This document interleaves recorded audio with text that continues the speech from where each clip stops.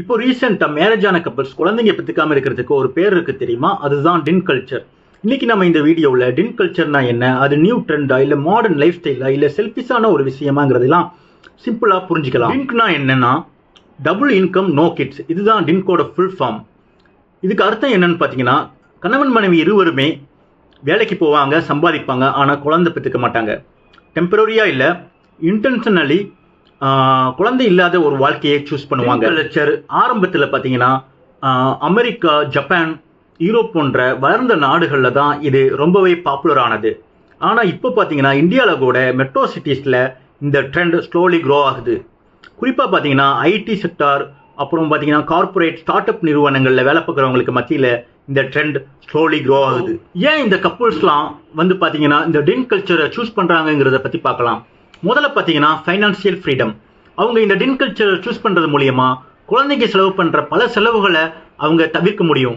உதாரணத்துக்கு அவங்களுடைய படிப்புக்கு செலவு பண்ணுறது, அவங்களுடைய ஆரோக்கியத்துக்கு ஹெல்த்துக்கு செலவு பண்ணுறது, அவங்களுடைய ஃபியூச்சருக்கு செலவு பண்ணுறதுன்னு சொல்லிட்டு இது மாதிரியான பல செலவுகளை அவங்களால தவிர்க்க முடியுங்கிறதுனால இந்த டின் கல்ச்சரை ஒரு சிலர் சூஸ் பண்ணுறாங்க. பார்த்தீங்கன்னா கெரியர் ஃபோக்கஸ். அதாவது இந்த குழந்தைங்க இல்லாத இந்த டின் கல்ச்சரை சூஸ் பண்ணுறது மூலியமா குழந்தைங்களை தவிர்த்து அவங்க ஃபுல்லாக கெரியரில் ஃபோக்கஸ் பண்ண முடியுங்கிறதுனாலையும் ஒரு சிலர் இந்த டின் கல்ச்சரை சூஸ் பண்ணுறாங்க.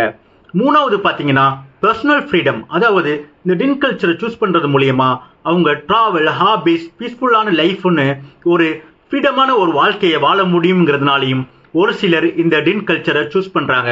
நாலாவது பார்த்தீங்கன்னா மென்டல் ஹெல்த். அதாவது இந்த குழந்தைங்க இல்லாத இந்த டின் கல்ச்சரை சூஸ் பண்ணுறது மூலியமா நம்மளால குழந்தைங்க இல்லாமல் ஸ்ட்ரெஸ் இல்லாமல் ஒரு நிம்மதியான வாழ்க்கை வாழ முடியுங்கிறதுனாலையும் ஒரு சிலர் இந்த டின் கல்ச்சரை சூஸ் பண்ணுறாங்க.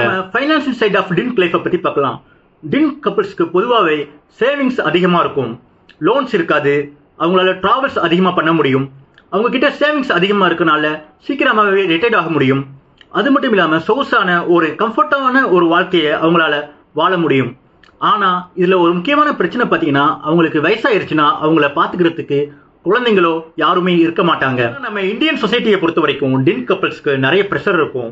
குழந்தைங்க இல்லைனா குடும்பம் இல்லைங்கிற மாதிரியும், இது ஒரு செல்ஃபிஷான டிசிஷன் அப்படிங்கிற மாதிரியும், இல்லைனா அவங்க லேட்டராக ரிக்ரெட் பண்ணுவாங்கங்கிற மாதிரியும் இது மாதிரியான நிறைய கமெண்ட்ஸை அவங்க எதிர்கொள்ள வேண்டியது இருக்கும்.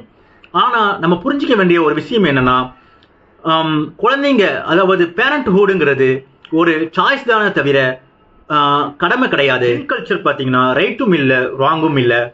இது வந்து பார்த்தீங்கன்னா mutual understanding, emotional readiness, long term clarity, இதை பொறுத்து தான் இது சரியா தப்பானே இருக்குது.